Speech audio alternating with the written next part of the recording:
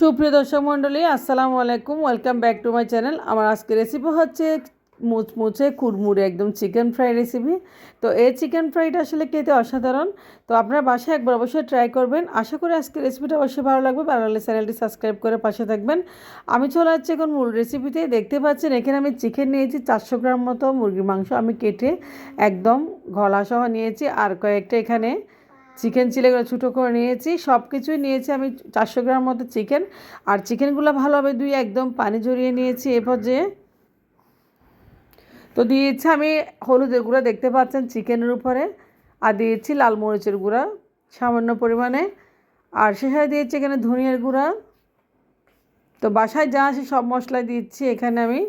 তো দিয়েছি এখানে দেখতে পাচ্ছেন সাদা গোলমরিচের গুঁড়া। তো দিয়েছি আমি এখানে আদা রসুন বাটা, দেখতে পাচ্ছেন আমি আদা রসুন একসাথে বেটে নিয়েছি পাটায়। তো আদা রসুন বাটা দিলে একটু ভালো গ্রান পাওয়া যায়, চিকেন ফ্রাইতে আসলে খেতেও ভালো লাগে। তো আমি 2 টেবিল চামচ মতো আদা রসুন দিয়েছি, দেখতে পাচ্ছেন। তো দিয়েছি আমি এখানে কর্নফ্লাওয়ার, দেখতে পাচ্ছেন কর্নফ্লাওয়ার অবশ্যই ব্যবহার করবেন। দেখতে পাচ্ছেন আমি দিয়েছি পরিমাণ মতো কর্নফ্লাওয়ার।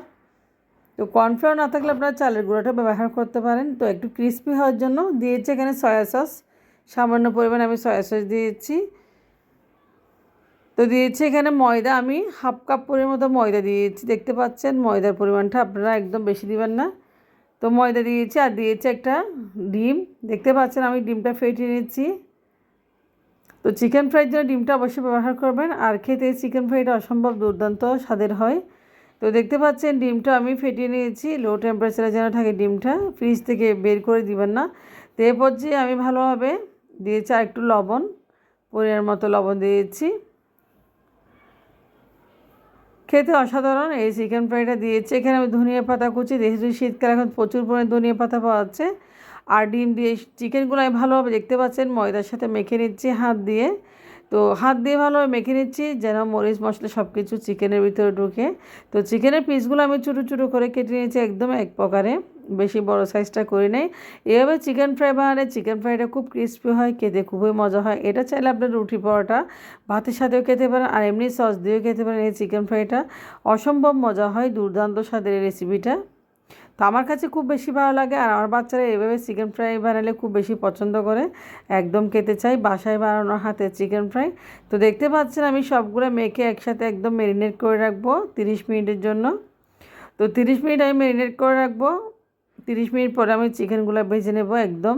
চিকেনগুলো গায়ে গায়ে আমি, দেখতে পাচ্ছেন, যাতে মশলা ঢুকে যায় সেজন্য আমি 30 মিনিট একটা দিয়ে ঢেকে রেখেছি। তো 30 মিনিট পরে আমি চলে আসবো। 30 মিনিট পরে চলে আসি, দেখতে পাচ্ছেন প্রায় আধা ঘন্টা হয়ে গেছে, চিকেনগুলো একদম সফট হয়ে গেছে। আমি চলে আসছি চুলায়। চুলায় আগে থেকে তেল গরম করে রেখেছি এবং এই পর্যায়ে আমি চিকেনগুলো একটা একটা করে তেলের উপর ছেড়ে দিচ্ছি। আর তেলটা যেন গায়ে না আসে সেদিকে অবশ্যই খেয়াল রাখবেন। আর চুলার আঁচটা একদম কমিয়ে রাখবেন। দেখতে পাচ্ছেন চিকেনটা একদম হয়ে যাচ্ছে, খুব কুড়মুড়ে মুচমুচে চিকেন ফ্রাই। আমার অসম্ভব ভালো লাগে চিকেন ফ্রাইটা। আপনারা রেসিপিটা অবশ্যই ফলো করবেন। তো দেখতে পাচ্ছেন আমি চিকেনগুলা একটু উল্টে পাল্টে দিচ্ছি, একটু নেড়ে চেড়েছি।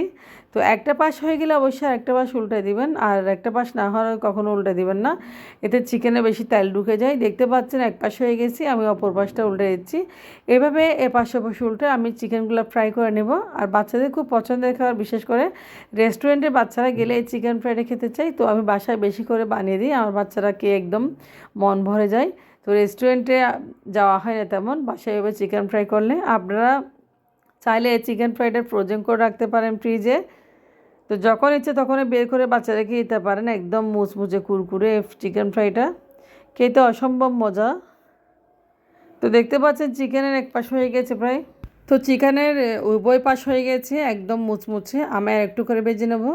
তো একদম এখন পারফেক্টলি হয়ে গেছে, লালচে একটা কালার চলে আসছে। এখন পারফেক্টলি চিকেনটা হয়ে গেছে, আমি চুলা থেকে নামিয়ে নিচ্ছি। যখনই এই কালারটা চলে আসবে তখনই বুঝে নেবেন চিকেনটা একদম পারফেক্টলি হয়ে গেছে। আমি এখন ভেজে নিয়েছি। তো কতটা মুচমুচে হয়েছে আপনারা অবশ্যই বানালে বুঝতে পারবেন। অনেক ক্রিস্পি হয়েছে এই চিকেনটা, খেতে অসাধারণ। এভাবে সবগুলো চিকেন আমি ভেজে নেব এক এক করে, স্টেপ বাই স্টেপ যা হয়েছে। তো চিকেনগুলো আমি, দেখতে পাচ্ছেন, একটা প্লেটে সার্ভ করে দিচ্ছি। আপনারা অবশ্যই দেখতে পাচ্ছেন অনেক সুন্দর কালার হয়েছে এবং খেতে খুব দুর্দান্ত স্বাদের এই চিকেনটা। আপনারা যারা সস দিয়ে এটা পরিবেশন করতে পারেন চটপট একদম। আর পোলাওর সাথে আপনারা খিচুড়ির সাথে খেতে পারেন চাইলে এই চিকেনটা। অনেক স্বাদের হয় আসলে। আমি আপনাদেরকে একটা চিকেন ছিঁড়ে দেখাচ্ছি কতটা পারফেক্ট হয়েছে, ভিতর অনেক জুসি হয়েছে, উপর অনেক ক্রিস্পি হয়েছে। তো আপনারা আশা করি আজকে রেসিপিটা অবশ্যই আপনাদের কাছে ভালো লাগবে। ভালো লাগলে অবশ্যই আপনারা লাইক কমেন্ট করবেন, শেয়ার করবেন, আর রেসিপিটা অবশ্যই ফলো করে চিকেন ফ্রাই বানিয়ে খেয়ে নেবেন একদম চটপট।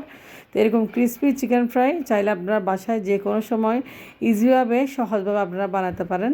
তো আপনারা ভালো থাকবেন, আমার জন্য অবশ্যই দোয়া করবেন। আল্লাহ হাফেজ, আসসালামু আলাইকুম।